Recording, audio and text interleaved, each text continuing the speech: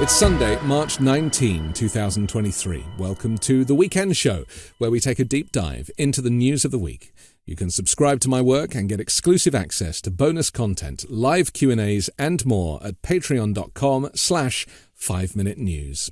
Joining us today is political analyst, author of American Rule, How a Nation Conquered the World but Failed Its People, and the book The Midnight Kingdom, A History of Power, Paranoia, and the Coming Crisis.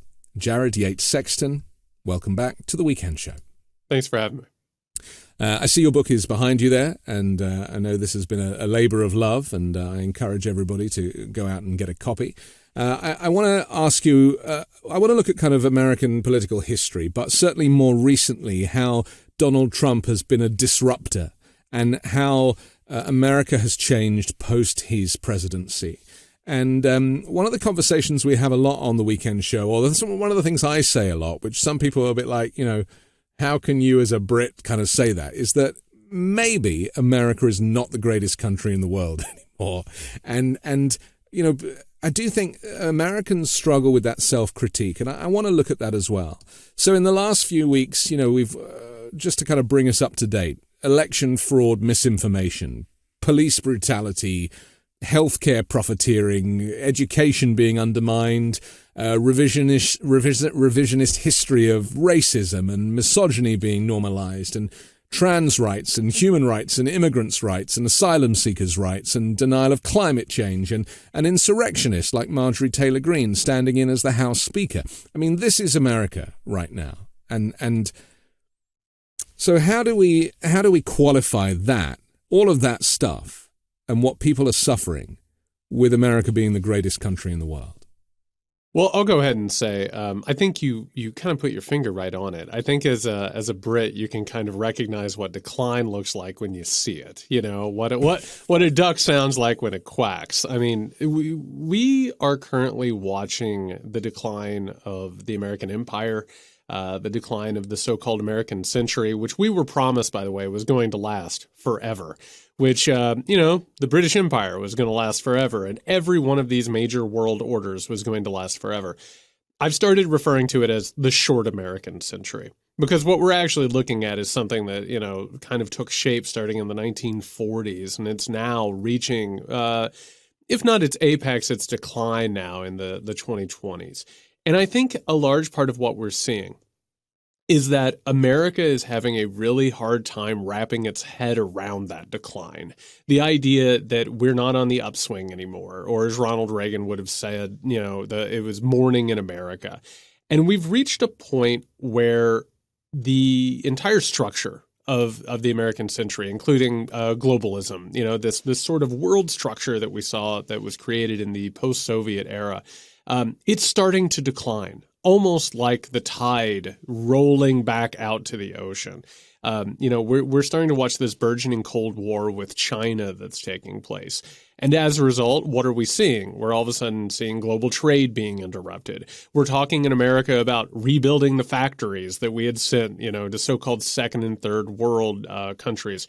We're now having discussions about rolling back, you know, people's rights. We've already seen Roe v. Wade being rolled back. We're looking at workers' protections. Anybody who's been paying attention beyond the headlines is seeing more and more debate about whether or not children should be laboring. And what we're watching is a very, very rapid decline while you're seeing an entire party, particularly the Republican Party, that is reacting to that decline in absolute toxic fashion by denying that it's happening, by lashing out, by picking fights, by spreading conspiracy theories about why this decline is happening. Instead of talking about global capitalism, they're having conversations about satanic pedophile cabals, right?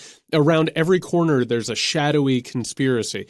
And what we know is throughout history, and this was honestly one of the more shocking things I found researching Midnight Kingdom, is that these moments, whenever there's a crossroads, whenever there's a moment, whenever the order is about to change, whenever one of these great powers and the order that they enjoy starts to decline, these conspiracy theories, these weirdnesses, you know, these spectacles like Donald Trump or Marjorie Taylor Greene, they are always part of that decline. And this is one of the reasons, of course, that we dealt with fascism, Nazism, but other authoritarian movements before them, is because countries, particularly powerful countries that have their own stories about themselves and their own mythologies, when they start to decline, they don't react well. And so we are in the middle of a political, social, and also mental health crisis in the United States that is expressing itself through its politics and through its culture. And there seems to be a desire to, certainly from many people in the Republican Party, and if you look at Congress, it's still mainly a sea of, on that side of the House, a sea of old white men. Yes. So there is this desire to go back to a time, the 1950s maybe, like a period where America looks really nice in Homes and Gardens magazine, right? Where that kind of picket fence and the beautiful Chevy, and there was an ideal of America where I think people of that generation will be very nostalgic about, and you can't blame them for that. But the tragedy is the world has changed, the demographic has changed, and it's changing for the better, not for the worse. And so how do we communicate to people that are very much stuck in the past and don't want to integrate and don't want trans people to have the same rights as everybody else, for example? How do you even begin to introduce a new kind of modern, because they call it progressive in America, and it's not progressive. It's just normal. Yes. It's happening everywhere else, in every other westernized country. That is just society. And for some reason, America or Republicans label it as progressive to kind of give it that, sheen of Antifa.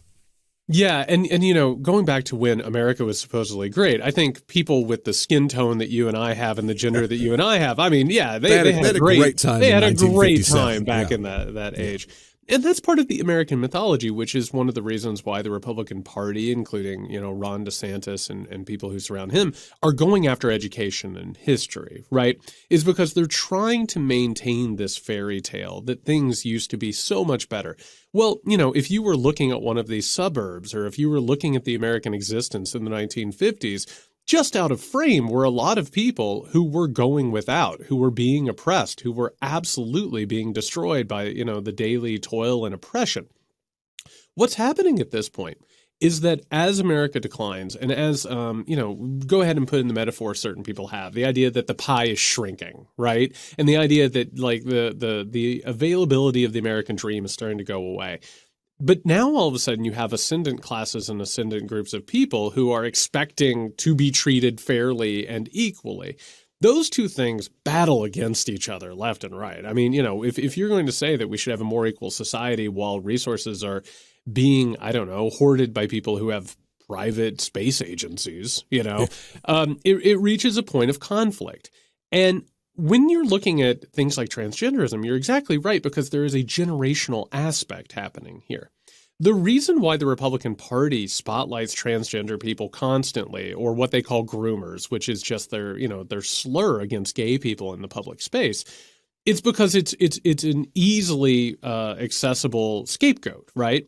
Because there are certain people, even Democratic voters and self-proclaimed liberals, who are uncomfortable with some of these things. They don't recognize them. They don't understand how things are shifting.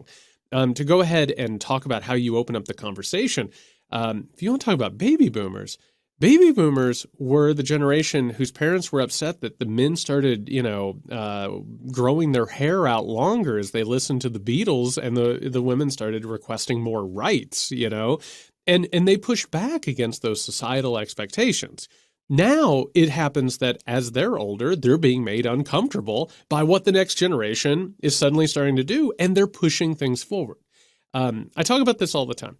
Other societies that really, really predate 21st century America have had transgender people. They have had gay people. They've had all of these peoples of stripes and descriptions, and they treated them better than we have treated them, even before now. And this is not a novel idea. It just so happens that we have a changing of generations right now. And as that happens, you have one generation that still maintains control over our politics. The president of the United States is in his 80s. The former president, of course, was one of the oldest presidents that we ever had. That generation has held on for a lot longer than previous generations. We now have multiple generations behind them that are now sort of trying to push for power. They're trying to push for influence. And as that generation gets older, and as, by the way, the consequences of their rule become more and more obvious, everything from inequality, exploitation, the ravages of neoliberalism, also climate change, you're starting to see multiple realities start to clash against one another. And again, if you look throughout history, when those conditions are all in place, it gets really ugly. It gets really bad very, very quickly. And so we're not tiptoeing, we're sprinting at a total and utter crisis that is it is precedented throughout history, but I have to tell you, they're pretty large when they take place. The US, I would say, if we were looking at across, and if you were to poll the population across the board, are a lot more progressive than Republicans would like, right? Yep. There is people are pro-choice in the main, and people do believe in science in the main. It's just our elected representatives are increasingly extremist. Yep. And they also know that if people are educated, they won't vote for them. So they want to pull books off of shelves and blame trans people, of whom they've never met. I've discovered this. Never met a trans person, but quite happy to talk about them in the worst light. Outside of America, and this is why it's so interesting for me as a European, as a British person, to live here. I choose to live here. I don't want to move back to Europe. I am fascinated and I enjoy the United States. But I am blessed that I live in California, and so therefore my experience is very different to, say, somebody who lived in the Midwest. But outside of the US, the world is changing. It is turning. It is evolving. There is no climate change denial, or if there is, it's a tiny, tiny percentage of a population. And so huge strides are being made in other countries that will leave the United States behind as long as you have things like climate change or a pandemic, for example, being politicized. Just explain a bit about how dangerous it might be, because, the weather, the climate is changing, right? It's like that movie in Netflix, Don't Look Up, right? Where this idea that there are still this huge population fighting against climate change whilst they're literally underwater. I mean, how stupid do you have to be to kind of say, this is a Democrat ploy, it's all about them and stealing money, and whilst the house has just been flattened by a tornado. Yeah, and I'll tell you another thing. I don't think I understood this fully until I wrote the new book. It's what ideology is, right? I think whenever I used to hear people talk about what they believed, I sort of thought it came from a place of conviction. And what I'm discovering more and more is that ideology is actually just a story that we tell ourselves. And I think, in recent years, particularly with the Republican Party, has done us an invaluable service, which it's made it very clear that their espoused principles aren't real, right? They're not fiscally or socially conservative. They're not for small government. They say these things in order to win elections and appeal to certain people.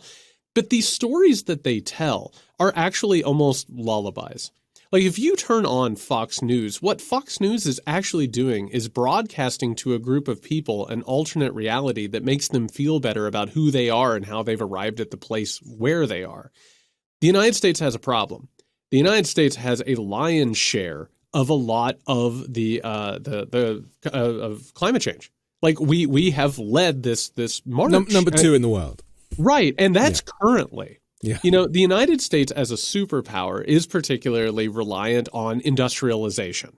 America had this push for industrialization, and then in the industrial age, it took the baton from Great Britain in order to become the world superpower. On top of that, our military owns a lion's share of all of this. The consumer society that we now live has contributed a massive share to all of it. To actually sit and accept that climate change is real means looking in the mirror and thinking about what role you, your career, and your country and your culture have played in it. And so as a result, if we believed in climate change, we would have to change something. You know, we would have to change our ways of lives. We would have to give up our automobiles. Part of the American culture is being able to get in your car and go to where you want, eschewing public transportation. We would have to do that. Some of us would have to give up our homes. Some of us would have to probably lose our jobs or see a change in our financial status. It is literally admitting that something is wrong. And instead, weaponized denial is incredibly powerful. And I think what you will see, and this is one of the things that I've been most concerned about, and one of the reasons I've been sounding the alarm, climate change throughout history, it always exacerbates circumstances, right? Because as territory shrinks or as resources shrink, the battles, the racism, sexism, nativism, xenophobia, whatever you name it, they get worse. And I want to point out that we don't have to look very far back to understand how the United States treats refugees. Right? I mean, we lock them up in cages. We forcibly sterilize them. We brutalize them. We scapegoat them. If you think that the American right will not embrace climate change when it becomes completely obvious, when the consequences are more refugees, possibly millions, if not billions of refugees, they absolutely will. It will simply become a battle over the existing resources. Yeah. And so what will happen is we'll live in denial about this until there's no point of return, and then we'll battle over the consequences of it and call that an existential crisis. The problem for America is this word freedom, isn't it? Yeah. Like, how can I be free if you're telling me to wear a mask? How can I be free if you're telling me that to save my life and the lives of my nearest and dearest, I should probably get this vaccine, even though it's not mandated, but, I'm forcefully encouraged.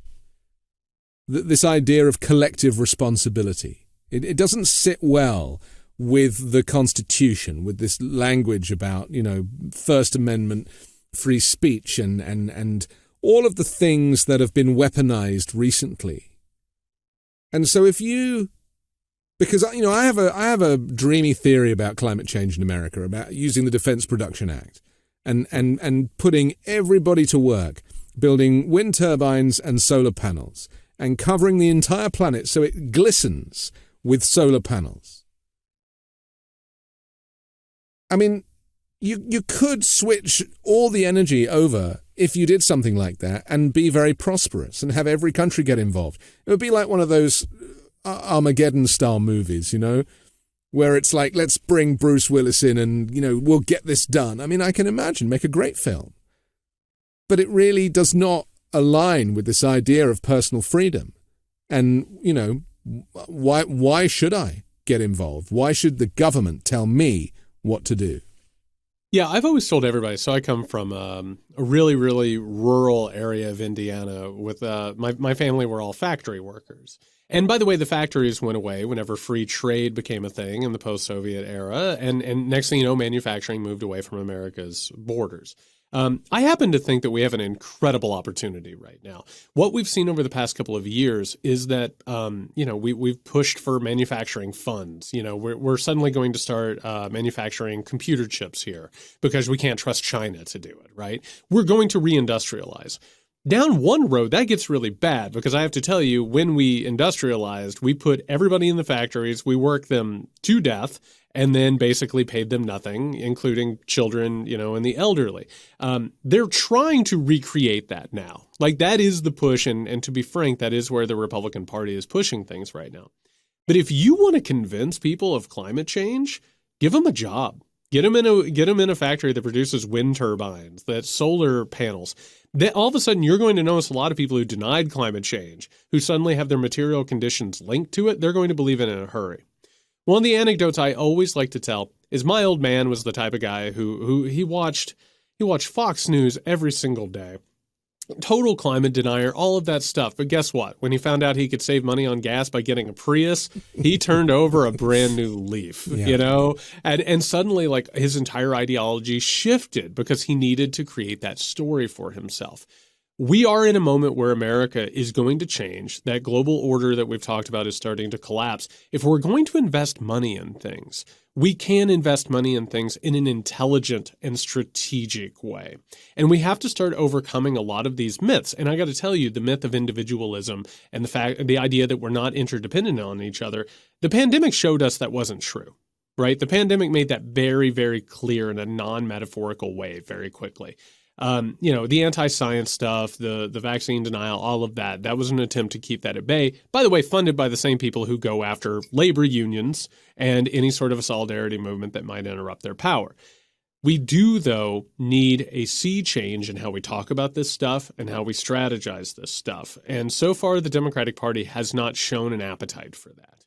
There's a lot of reasons for it that we can get into, but it is a situation that is incredibly more fluid than I think most people want to imagine or really talk about. And I think you just nailed the nail on the head right there. There was a study done a couple of weeks ago, or released a couple of weeks ago, that said that of all the states that have shifted to renewable energy, it was actually Republican states that were doing a better job of it, and that there was more renewables being energy being generated from solar and wind and other forms too, because there's wave technology, there's all sorts of things happening now. And they were majority Republican states that were doing better. That story will never get out in the mainstream, will it? A story like that is never really going to be communicated on Fox. But what you're saying is that actually that's the solution to acknowledging the reality of climate change, but also dealing with employment issues and bringing industry back to the U.S. Well, and to go ahead and drill down that, I'm so glad. Listen, this is a conversation I don't get to have often, so I'm excited about it. Part of the problem that's happening in this country, you had mentioned you live in California and that there's like all this stuff that's happening in the so-called red states, right? Which is a political fiction in and of itself. There's no such thing as a blue state or a red state. There are states where, political fortunes have shifted one way or another. But that political fiction allows us to do something. It's math in our heads. And what it does is it balkanizes us, right? Something like Roe v. Wade getting overturned, we can shake our heads and talk about how awful it is, but unless we live in a state where it has happened, it's beyond us, right? Yeah. So what's happening down in Florida right now, I've noticed whenever I talk about Ron DeSantis's aggressive agenda, attacking public education, going after gay and trans people, changing history, eliminating people of color, one thing that I keep noticing is a lot of people are like, oh, I wish the South would just secede. I just wish they'd go away and do their own thing. But here's an important thing to point out. In politics, most of our politics in the modern era is driven by what the market wants, how the market wants things to proceed politically. And there is almost a check and a balance on what can be passed and what can be put forward through Congress because it has mostly been corrupted by concentrated wealth. They want the southern states to exist the way that they do. Because what can happen in them is you can go ahead and open factories there. You can have industry there. You have a lot of people who aren't able to climb up the rungs of the ladder and, leave there. They have to acquire these jobs. They're going to do it for cheaper. They're right to work states, so they're not going to be involved in a union. You can suppress those things, and you can go ahead and keep what manufacturing there is in the United States at a cheaper level. The difference here is that we cannot continue to live on a pyramid of privilege where some of us live in cities and urban places where we're able to sort of have, these sort of bourgeois comforts and luxuries, while other people are forced to toil and basically suffer these existences. We're at a time of choosing. That's the whole point. As we reindustrialize, do we want most of the country to look like the southern states and look like those so-called red states? Or do we want to go ahead and start attracting people to these jobs? And I think the answer goes along with the ideology of what we're talking about. The Democrats don't have a message right now. And I'm sorry to say that. I know that rankles some feathers here. But the message at this point is we're the sane ones. We'll maintain order. We'll make sure that we stay where we need to be. You don't win elections that way. You don't make change that way. You have to have a vision for the future. And the vision for the future that needs to happen is we need to move towards this. We need to change our energy. We need to change our direction. We need to have fairer practices when it comes to labor. People need to get paid decent wages so they can afford to live, so they can afford to buy a house or have families, whatever they want. It just so happens that the Republicans have lapped them on this. The Republicans now have this faux populist wing that is represented by people like Donald Trump or a J.D. Vance, and they don't mean it. They don't really want these jobs to pay anybody or any of this stuff to actually work out for people. But it is a missing direction. And the problem is that we have, again, arrived at this point of choosing where things could completely change and they could get better. And I still have hope that they will. But what you're saying is exactly right. It has to be addressed and there has to be some sort of a different direction. Because these two realities that exist side by side, it's almost three realities, actually, because you've got the outside of the United States reality, where abortion is considered to be a normal thing for women to choose what they do with a fetus growing inside of them. That is considered in most countries, westernized countries, to be a given. And even in the United Kingdom, which has had a conservative government now for the last 13 years, they're not going to roll back abortion rights. I mean, it's set in stone. I mean, because countries evolve, so we grow, even our physicality, our body. We start off as a child, we end up as an elderly person. That trajectory, we learn along the way, and America needs to learn along the way. And yet there is this desire to go backwards. And I was thinking what you were saying with Ron DeSantis in Florida. His desire, his plan for Florida is not what Florida looks like. Yeah, sure, there are pockets of where Ron DeSantis is king, but Miami Beach is one of the gayest places I have ever been. And yet Ron DeSantis is the governor. And so it just does not tally with what he is presenting when he stands at a podium. The way that these places look and feel bear very little resemblance to the ideology of elected representatives. Yeah, and you got to start thinking about that. Whenever people talk about this idea of the South seceding or a possibility of a civil war, that's not how America works. We're actually divided up into these different existences. There's a massive difference between urban existence and rural existence. All these states are completely different and separate. And we've been taught, because of the Electoral College, to go ahead and dismiss millions of people who are living in states and being oppressed. And by the way, it's not like they can just pick up their things and leave. Sometimes you have to. I spent 10 years in the state of Georgia because I couldn't find a tenure track professorship anywhere else. I had to go somewhere where the job was, or where I could possibly find one. Meanwhile, federal power has been intentionally destroyed and undermined. Most power at this point is at the state level. And you look at someone like a Ron DeSantis. Ron DeSantis at this point is effectively more powerful than the president of the United States of America. This has fundamentally shifted.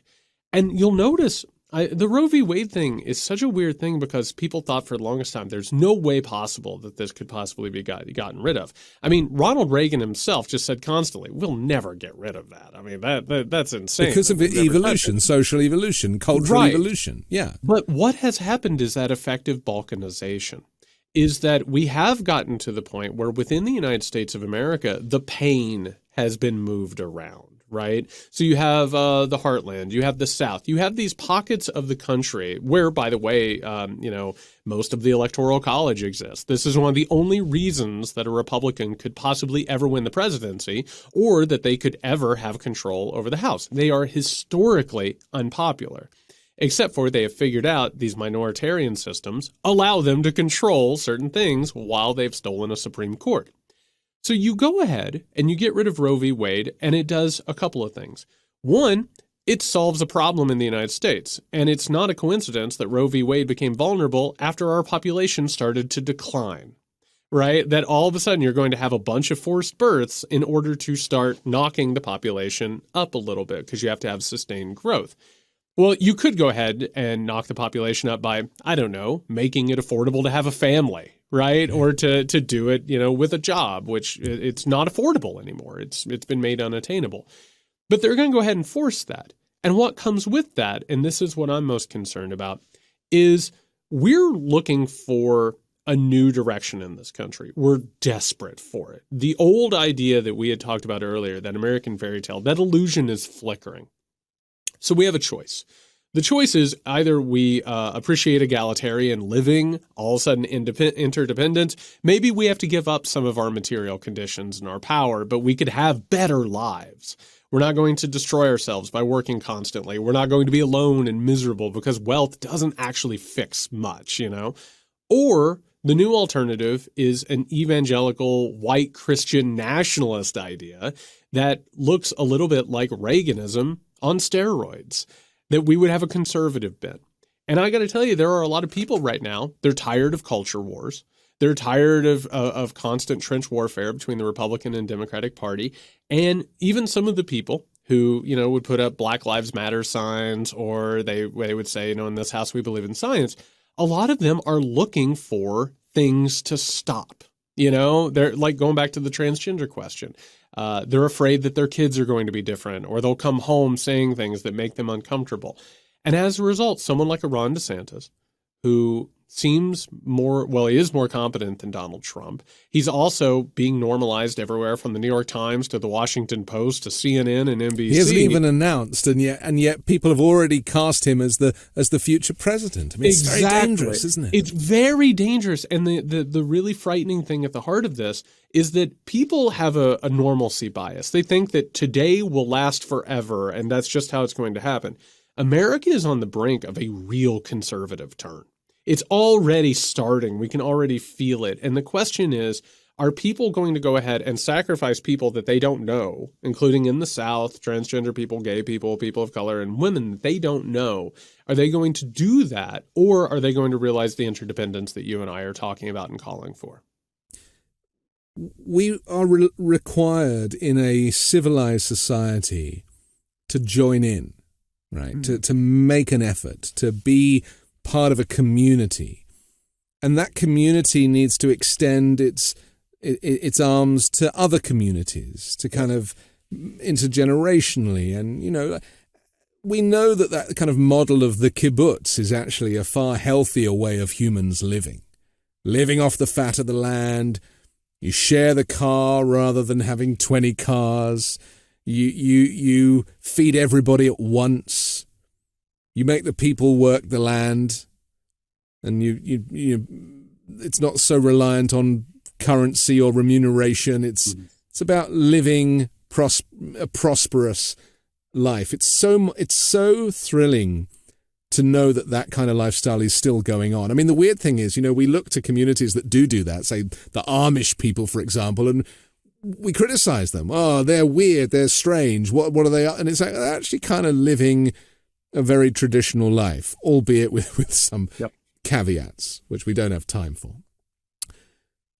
So getting back to that is just not going to happen, because that, again, relies on the government suggesting. I mean, it should be community leaders. It should be church leaders. It should be those people making these directives and asking for communities to come together and to support each other. But invariably, things get left to the government because of the breakdown of communities.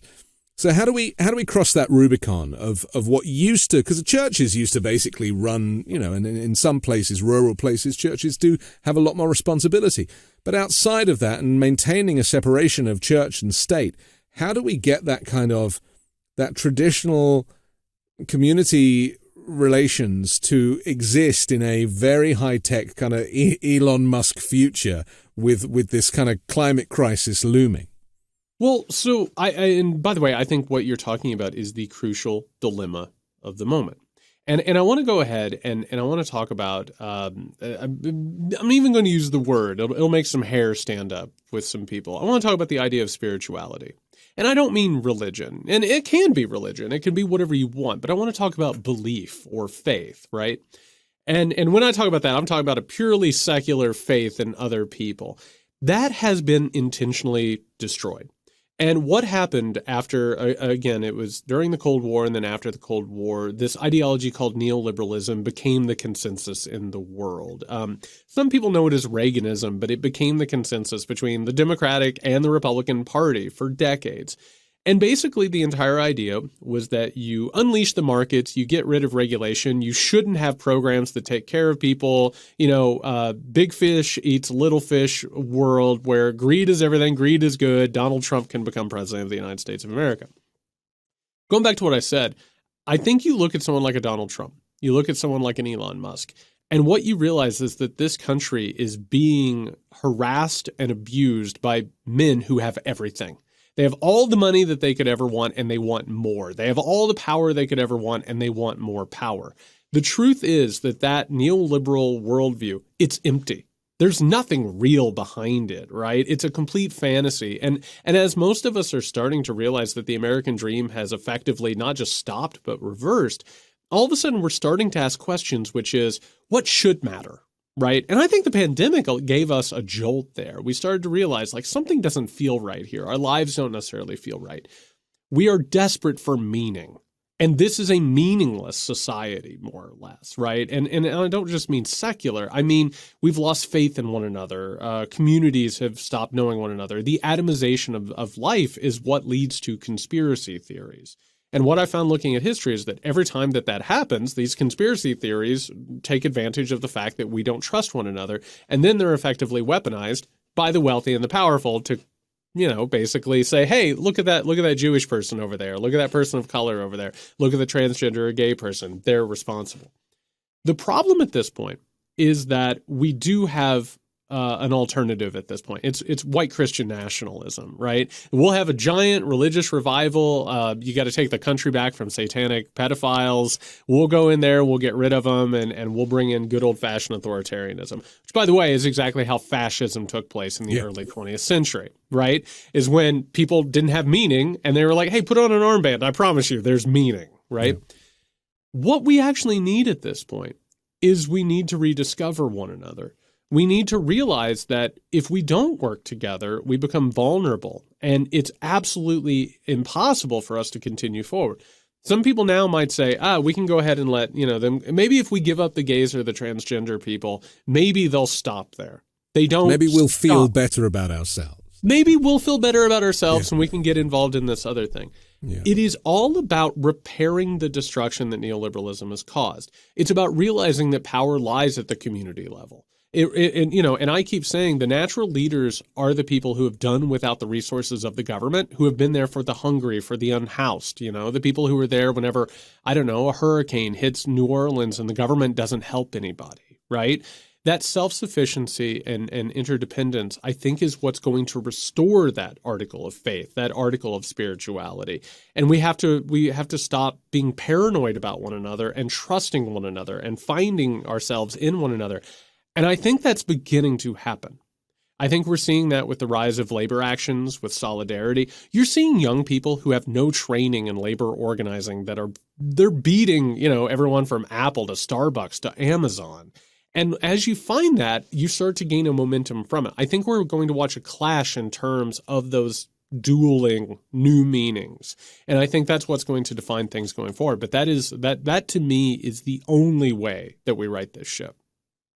We have to take a quick pause so I can talk about our sponsor, and we'll be back with more from Jared Yates Sexton in just a moment. I've never been able to compost before. I've been keeping food scraps in a bag, which doesn't smell very nice, and then I got a LOMI. LOMI allows me to turn my food scraps into dirt with the push of a button. LOMI is a countertop electric composter that turns scraps to dirt in under 4 hours. There's no smell when it runs, and it's really quiet.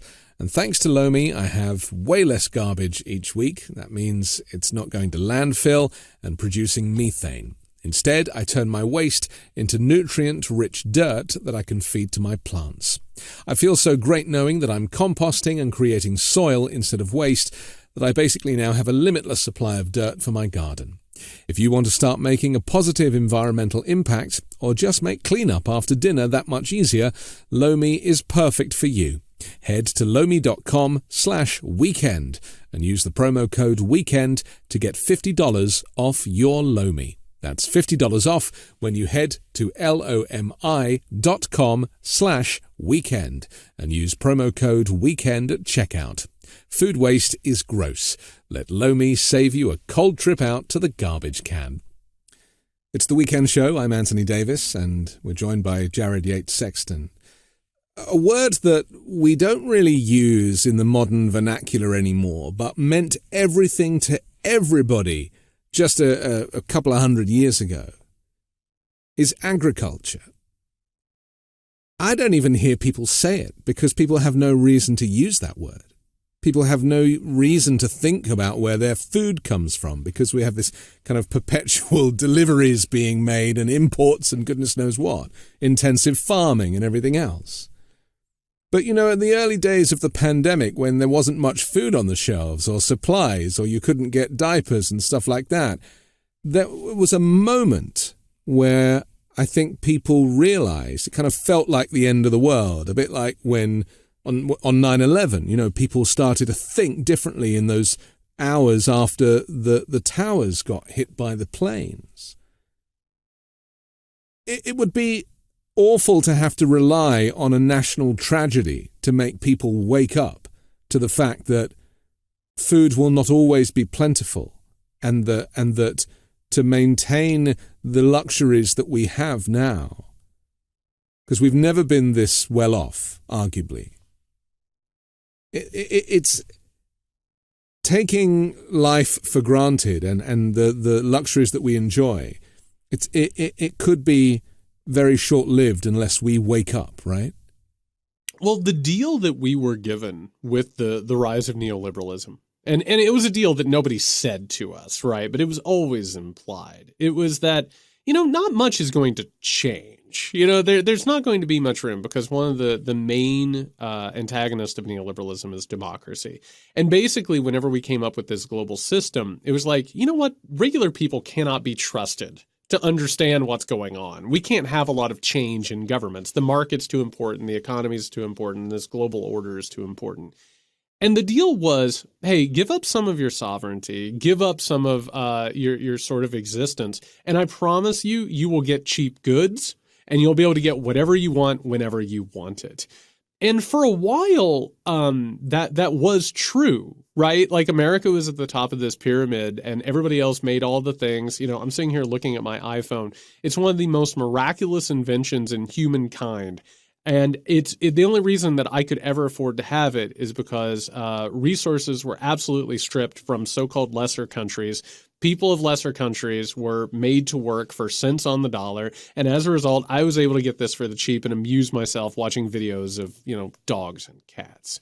But guess what? Eventually, things kept happening as that system ate itself to the point where you look up and all of a sudden the shelves aren't as full anymore, right? All of a sudden you can't find baby food. You can't find diapers. You can't find the things that used to be. All of a sudden, every type of chip that you wanted wasn't available immediately when you wanted it. And the supply chain issues made something very obvious very quickly, which was when you start thinking about how the world works, when you're not just operating on automatic consumption. I go to the store, I get what I want, I go and I enjoy it when I want it immediately. Whenever that is disrupted, you have time to think about how the world works and what your place is in it. And, going back to the Cold War, one of the main things that the United States had going for it was they would say, look at the Soviet stores, look at their shelves, right? At least we're able to deliver the goods. Lines for bread around the block, right? And at least you don't have that existence here. You have this immediate gratification. What we've experienced in the past couple of years, not just with the pandemic, but with these supply chain issues, it's made something very, very clear that was always there, which is that this system is not the best of all systems, right? This world order that we live within is not the best of all orders. It, quite frankly, gave us the opportunity to imagine alternatives, right? And to ask questions, which are, if you can't even make sure that there's baby formula in stores, why are we trusting you with anything else? And the administrative state that made up the 20th century and has led us to the 21st century, it relies on us not asking what's happening, right? We're not supposed to have a part in it. And this is part of the reason why things have gotten so haywire. We're supposed to watch, and this is in Woodrow Wilson's, not verbatim, but close to it. We're supposed to look upon the maze of the administrative state in awe, right? It's amazing. How could you ever have anything to do with it? Leave it to the experts. Well, guess what? That allowed a lot of people to get into government in places of power who were not competent, and they did not have our best interest at heart. And now it's like, oh, you mean I have to go to school board meetings? I have to go to local governmental meetings? And these used to be the things where not only did we participate, we met other people, we built communities, we built organizations, and instead it has behooved us not to pay attention to that stuff and leave it to other people. And now it turns out we got to take a turn at the wheel. I want to go back to the baby food because something happened. I don't know if you remember, but it really struck me at the time that when there was the baby food shortage, it turned out that there were only 2 companies in America that made it. And they had to go to a British company and import it and fly it in on special flights. And I mean, it was serious. The children were going hungry. To get to a point where something as necessary as powdered milk for kids is only supplied by 2 companies who, because of supply chain issues and because of COVID and staffing and everything else, they weren't able to supply. And then there were not enough stocks or reserves for this day, was a huge wake-up call to me about how close we are to disaster, effectively. This whole capitalist system collapsing, because I'm sure there were more than 2 baby food companies before, but they bought each other out, and this one took this one over, and before you know it, there were just 2 left, and they didn't have enough stuff. Yes, and that's part of the reason why we're in the situation we are. I would go ahead and couple that with what just happened recently in East Palestine, Ohio. Yeah. Something like this happens, and there's no real oversight to any of it, and people say, what do you mean they didn't have, brakes that could possibly stop this thing, right? We just had this massive, massive ecological disaster in this town. And then, the speaker for the president comes out and says, oh, this is one of thousands of derailments. And it's like, wait, what do you mean thousands of derailments? Something seems wrong here. Or the state of Texas, of course, where their power grid goes out during a winter storm, leaving residents to freeze to death. Not to mention even what happened in Flint, Michigan, where some people still don't have drinking water. What happens in all of this, going back to neoliberalism, the ideology is that if you just let the market, regulate itself, it'll figure it out. Everything will be fine. We don't need a bunch of bureaucrats in there figuring stuff out. That, of course, was the opposite of what happened during the New Deal consensus, which is the idea that we need a strong government that ensures that people aren't poisoning us, they're not polluting, they're not doing all of that. And by the way, to go ahead and put this in historical perspective, people might not know this. The president who created the Environmental Protection Agency, Richard Nixon, during the New Deal consensus, one of the last New Deal consensus presidents that we had. Yeah, well, because he had a conscience. He might have been a terrible person in other ways. I mean, the guy quit, right? So he must have had enough of a conscience. But Now we're dealing with politicians who have no conscience. Exactly. And so starting during the Carter presidency and into the Reagan presidency, the economy changed because of stagflation, which we don't have time to get into, that they said, let him go. Take away all of the restrictors, let these companies do whatever they want. And what happens? We have the rise of monopolies, which, by the way, is what happened before the New Deal, which is one of the reasons why the New Deal was necessary in the first place and why the economy, sort of fell apart. And the same thing happened over and over again, which is you have a concentration of wealth, you have the corruption of government, we have representatives and leaders who are bought off by the same companies and the same people who were against, of course, the New Deal. They buy up all kinds of things. We have monopolies. We have worse service. If anybody is interested in this, take a look at these streaming, mega giants at this point who can't even make their products work. And it is not conducive. And it reaches the point, which is where we're at, where things get so off balance and so off kilter that it threatens to fall. And you reach a point of crisis. And economically, we're in that place at this point where all of a sudden that concentration of wealth and all of the restrictions that went away in the 70s and the 80s, that continual concentration of wealth has left a point where the tower isn't going to stand anymore unless somebody reinforces it. And those are sort of the options that we have at this point. Here in California, a little while ago, we had a big drought and now we've had floods recently, and obviously the climate change is causing these extremes in weather.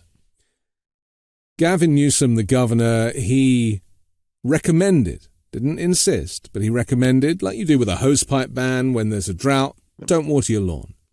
He also said, do us a favor, don't charge your electric car, because we're trying to reduce pressure on the grid. Taking evasive action, basically, to maintain some kind of normality for society in California. And it worked. His diktats worked because there were enough people with a social conscience in California that were like, okay, I will let my car battery drain a little bit, or I'll only charge it between the hours that he is recommending. Imagine that on a national scale. You know, if we didn't have the division, if we didn't have what some politicians will have us believe are exclusive red and blue states, which, as you said earlier, are not factually correct, because people of all stripes live all over the country. And then there's that nuanced politics of former moderates who don't really know where to put their cross in a box these days. In the same way that I would like Joe Biden to employ the Defense Production Act to build turbines and solar, there are so many things that we could be educated about to help the country out of this period. We could be encouraged to learn more about water. We could learn more about agriculture and growing our own stuff. We could learn about not using a dryer. Everybody here uses a dryer. We're living in it's 90 degrees outside. Like, no one has a washing line. Where I come from, everybody goes out and brings their washing in when it starts to rain. And there wasn't even any sun in the first place. I mean, these cultural changes that are necessary to enable us to exist in a country or on a planet that is evolving and heading in a very dark direction, because we've certainly failed on all of those Paris Climate Accord targets. I mean, forget those, all of those requirements. They're dead in the water. How do you think the US would react? How people would react if Joe Biden or whoever the president was started saying, "Listen, this is what we need to do"? Well, I don't think you have to go very far to understand it. Going back to Jimmy Carter putting on a sweater and asking people to turn down their thermostats. Yeah. And then, Ronald Reagan comes in and wins basically every state that there is to win. Yeah. I think one of the problems, and this goes back to the Democratic Party, I think one of the divides in this country that has really, really affected where we are is that the Democratic Party became the party of the college educated and the party of the professional managerial class, right? It basically, they can sort of say, it's the West Wing idea of how things work. If you just give the right speech or you use the right words, suddenly it will, people will come to their senses. Meanwhile, the Republican Party has went towards the people who weren't able to go to college and they believe in these mythologies because they need to, right? I think the way to do this is something that it hasn't really been tried yet, which is starting to buy into some of these mythologies or starting to shift them a little bit. Like whenever I talk to a Democrat or I'm brought in by let's say a gun control advocacy group, I always tell them that the secret is to lean into a masculine appeal, right? It's like, how would men ever give up guns? They feel like they need to protect their families. Well, all you have to do is spin that on its head. Wouldn't you rather protect your families from being shot up by AR-15s if you just had to give that up and sacrifice like a man going to work and doing whatever, right? That helps, right? Because all of a sudden you're going into these traditional sort of ideas. If you want to talk about how to get like the Defense Act going in, I think it's very easy. China. Like, we have a burgeoning Cold War. Do you want to win the Cold War? Yeah. Like make it a race. Like the space race with the Russians. And by the way, I have to tell you, and man, I'm getting excited just talking about this. By the way, Cold Wars are these negative feedback loops, right? Where the United States rattles its saber, China rattles its saber, and we've seen that over the past couple of weeks. Like, Xi Jinping has been talking lately about America nonstop. Well, if you want to go ahead and all of a sudden combat climate change, have the new Cold War take on a climate change space race type thing, right? Like, we're going to compete to take on climate change the best in front of this and give it some paranoid component. The entire point... Throw some cheerleaders in there as well. Absolutely. Get Bud Light to sponsor the whole thing. But I think that these things are actually possible. But I do feel like as long as we look at red states and blue states, this political fiction, you're not appealing to those people. We've been told that when a presidential election is held, we know exactly which states are going to go which way and which ones aren't, right? There's like 5 or 6 states every time that determine what the presidency is. which, by the way, I come from the state of Indiana, which gave its electoral votes to Barack Obama, in 2008. I just want to put that out there for everybody. This was the state that was controlled by the Ku Klux Klan. Yeah. Right? But and Mike you can Pence. make those appeals. Yeah, you can make those appeals as long as you're fighting those battles. We have to get past this trench warfare mentality where I have my side and I have my states, you have your side, you have your states. You have to go out there and make appeals that also go along with parts of the ideology while discarding the racism, the nativism, the xenophobia. If you can start trying to meld those things around, I think there's plenty of opportunity to make those cases. Marjorie Taylor Greene talked a few weeks ago about a national divorce. Yeah. The idea of separating Democrats and Republicans by state. And, you and I have spoken in the past about this idea of state warfare. I mean, she makes an argument which, for all the people that kind of criticized it and sent her up, I was like, she's really like making a lot of sense to a lot of people. And we're already seeing the migration of people. Plenty of people leaving California and heading to Florida, similar climate, but without all the wokeness as they complain about. We've seen LGBTQ people having to leave states that are unfriendly and move to friendlier states because life's just not worth it. Life is too short to be around bigotry. So it is happening. I mean, if everybody who could afford to move could move, then they probably would. Why is it foolish to kind of underestimate that kind of language? Well, for starters, I think one of the things that should perk up everyone's ears is anytime you say that Marjorie Taylor Greene made a cogent point that appeals to like a number of people, you have to question why that is. And the entire point is she didn't come up with it. Yeah. This was tested, weaponized by an entire group of institutes and think tanks that are being paid for by billionaires, including people like Betsy DeVos, who want to destroy public education and, by the way, are the same ones who cook up all the legislation you see in Florida, Arkansas, Texas, Tennessee, all of them. The entire point is this. It is an incredible strategy that plays off of that balkanization that you and I were talking about. What is being proposed is a fiction.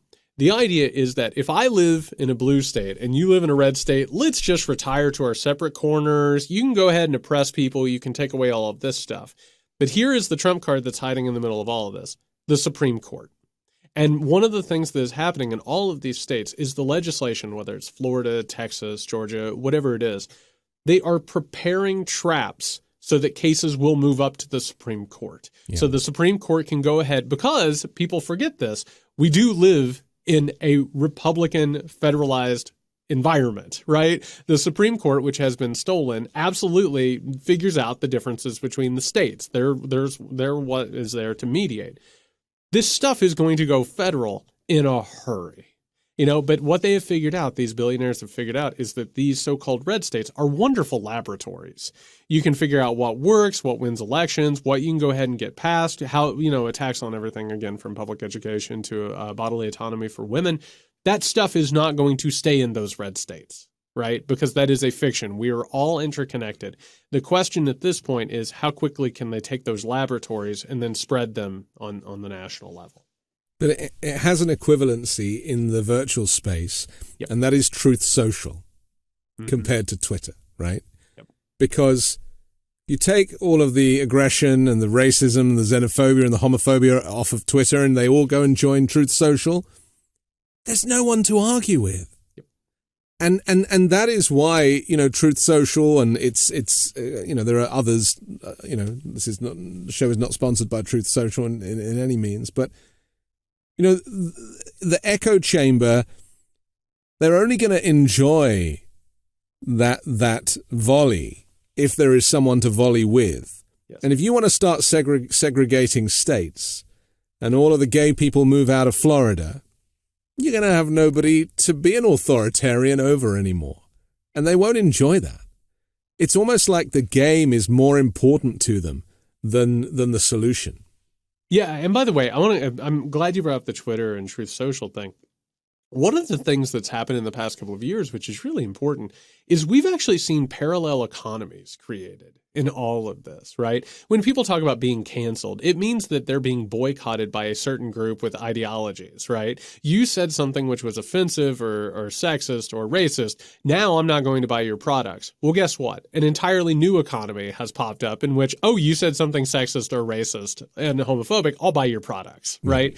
So we've actually seen these two sort of twin economies. And the closest thing that I can compare it to is, the difference between Coca-Cola and Pepsi. And the ideologies, again, the stories that we're talking about, Coca-Cola Classic was like the oldest Coke, right? It was what everybody had in their tradition. Pepsi is the choice of a new generation. You pick a choice and you go with one or the other. The consumer society that we're living in, it's everything from movies to products to services, which shoe company you go to, all of that stuff. In these ideas, they're not going to remain separate. Because going back to the idea of conglomerates and monopolies and all of that, eventually they're going to come together, which is one of the reasons why then Elon Musk bought Twitter and is pushing it further to the right. Yeah. It's not going to stay separate. It's not going to stay segregated. And I have to tell you, the authoritarianism that the Republicans are currently embodying, they won't stay still. They have to grow. They have to continue to take over. They will not be happy by simply having the South. That we can look at the Civil War and understand that we didn't retreat to our separate corners and have different cultures. Like, this stuff doesn't just end. You have to defeat it politically, socially, culturally, all of that, or else the battle's going to continue. But there is no isolating it. There is no quarantining it. It is an existential problem that we are going to face. Let's use Elon Musk as an example of how ideology can change everything. In terms of perceptions, right? Now, I am an environmentalist in as much as I drive an electric car. I don't like to use the air conditioning. I have a device for dealing with my food waste. I recycle. I mean, I don't think of myself as an environmentalist, but I just do the stuff that I know is I don't want stuff to end up in landfill. I don't buy from, I buy secondhand goods in the main. I tend not to buy from retail stores.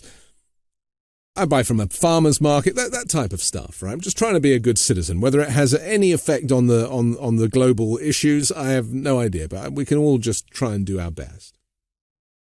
I used to think Elon Musk was amazing. Yep. I genuinely, and we're only talking about a few months ago, Jared. Mm-hmm. He was revolutionizing the fossil fuel industry by bringing in electric cars and making them cool, because years ago, electric cars were hideous. They were ugly. No one wanted them. Suddenly made them cool, brought in designers from Aston Martin and Jaguar, and so you could get yourself one of these, and brought the price down, of course. The Model 3 wanted to make it like $36,000. I thought it was amazing. He owned Solar City. He was harnessing the power of the sun and making his factories carbon neutral. Huge solar panels. And I was like, this guy is like an evil genius, right? And then he buys Twitter. And suddenly everything changed. Now, he was still making Teslas, and he still owned Solar City, and he was still doing, experimenting with rockets. I mean, just watching those rockets fly backwards back to Earth and land. Yep. On their targets. I mean, that is the stuff of science fiction. This guy, to all intents and purposes, was Tony Stark. They actually looked like Iron Man, didn't they, landing? And I was like, how can my perception of one man, who I now think is one of the most dangerous characters on the planet, how can my perception change so quickly? How can he suddenly become this icon of the right and the far right? Because his understanding of free speech and hate speech are so confused. Well, it's one of these things. I think in the past people looked at somebody like a Henry Ford and they were like, man, this is a messianic person. And then meanwhile, what was he doing? He was like one of the main spreaders of the anti-Semitic protocols of the Elders of Zion, right? And on top of that was destroying labor unions left and right. We need something to believe in. That's part of the issue. And I think Elon Musk benefited from that more than anyone. And Elon Musk's promise to us, and I remember, it's almost like passed from people's memories at this point. there was a period of time, particularly during the Obama administration, they would bring Musk and Mark Zuckerberg and Jeff Bezos in front of Congress, and they would sit there and make hard eyes at him and say, how are you so wonderful? How do you do it, right? They think because they're rich, they must be amazing. Right. Yeah. Like, America, as they were, like, right. creating these, like, society-changing monopolies, right? In, like, a really dangerous way. Later on, we would suddenly realize, like, with horror, that, like, these people were really dangerous. Literally choosing the worst people on the planet. Right. And I have to tell you, somebody like an Elon Musk has always been problematic. But the issue here is he offered a vision of the future. He offered himself as a techno messiah. And going back, and this is probably one of the reasons why you revered him, he gave us a promise, which was, I know climate change is real. I'll get you out of here. Right? Like, if things are going to go to pot, like, I'll make sure that I get you out of here and I'll spread humanity to the stars. And you'll do it in a nice car. And you'll do it in the best space station that you could ever imagine. Right. But if you would listen to his interviews, people would be like, well, how are people going to afford tickets to Mars when you colonize Mars? And he'd say, oh, don't worry, it'll be an indentured servant type situation. Slavery. Yeah. And actually, if you look at the history going back to the Midnight Kingdom, like when we were creating these colonies across the ocean, people were indentured servants. They would leave and then they would have to pay off their debt. It was the exact, instead of an ocean, it was space. The entire point is this: that much wealth and that much power, it corrupts everyone absolutely. Like, one of the reasons that he became the person that he is, it isn't just that there were a bunch of allegations against him that caused him to move from the one economy to the other. It's also the fact that if you are the wealthiest person in the world, democracy doesn't seem so fair anymore, right? All of a sudden, democracy seems like a real problem. So you're going to move to the right, which is why these wealthy industrialists almost always move to the right. Because did he shift, or was he always like that? That's the question, and we don't know. Yeah. If Henry Ford would have had Twitter, I'm pretty sure that we would have seen the anti-Semitism and said, oh my God, this is repulsive.